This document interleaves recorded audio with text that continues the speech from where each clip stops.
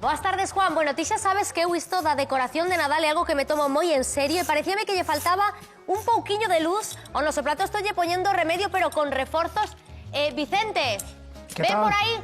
Xa está todo arreglado. Vai falla máis luz ou xa si... Está ben, era un LED que estaba fundido. Veña, pois baixa pero modiño, Vale, baixamos. Cuidadillo non te mancar.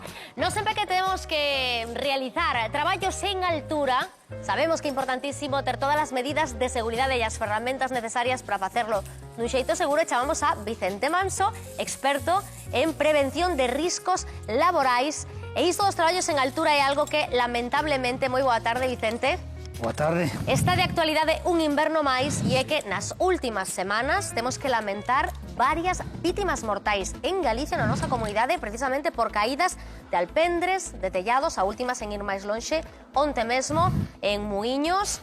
Un accidente fatal, cun final fatal, é algo bastante habitual porque eso da caída de tellado é o accidente doméstico máis común ou dos máis comuns, sobre todo en inverno, Vicente. Pois sí, porque había que definir que é un traballo en altura. Un traballo en altura é aquel que se realiza en unha altura distinta a plataforma normal, é dicir, subido a un taburete é un traballo en altura.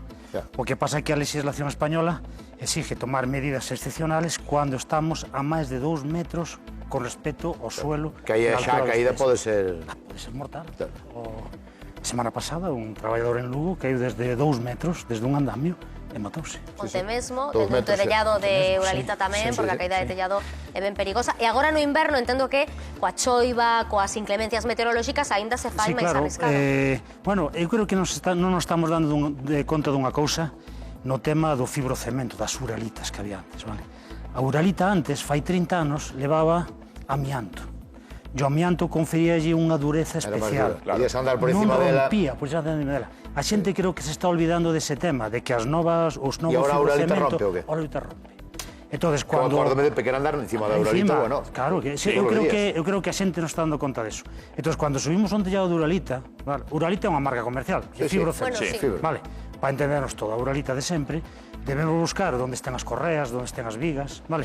Non pasar por medio e, sobre todo, botar un tablón para aumentar a superficie de contacto, que eso non o fai a xente tampouco. Entonces, o accidente que houve onte, mismamente, foi por a rotura da uralita de un pendello, non nin sequera da casa. A casa principal pois está feita de tella ou está feita de outros elementos. Si, as cuadras tocando, ás veces hai accidentes que van por encima das cuadras para limpar. Sí, son os accidentes típicos que hai nas ganderías, ou que é a típica reparación dun pendello, dun alpendre ou dunha granxa. Hai moitas caídas en alturas. Nada, pero non só nas casas, nas empresas, madre mía, o que pasa nas empresas. É relativamente reciente o uso de arnés, No, que va, que va. O que pasa é que as técnicas cada día están mellorando moito, cada vez hai novos equipos. Eu, cando era pequeño, viña aos obreiros traballar, naide levaba... Sí, pero ahora hai unha legislación, Ahora sí, hai pero unhas que é normas, recente. hai unhas evaluacións de riscos. Hoxe repasaremos cales son as medidas que podemos empregar, que ademais estamos en datas, como ben dicía Raquel, na que moita xente se sube aos tellados, non só para arreglar pingueiras, senón tamén para poñer os alumeados de Nadal ou simplemente para limpar os canalóns. Podedes ir enviando as vosas consultas para Vicente Manso, que de contado estamos con él, e arrancamos así o Quen Anda Aí.